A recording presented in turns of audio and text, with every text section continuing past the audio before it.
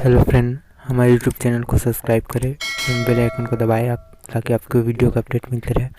Video अच्छा लगे तो लाइक शेयर कमेंट करें। धन्यवाद। आइए चलते वीडियो की तरफ।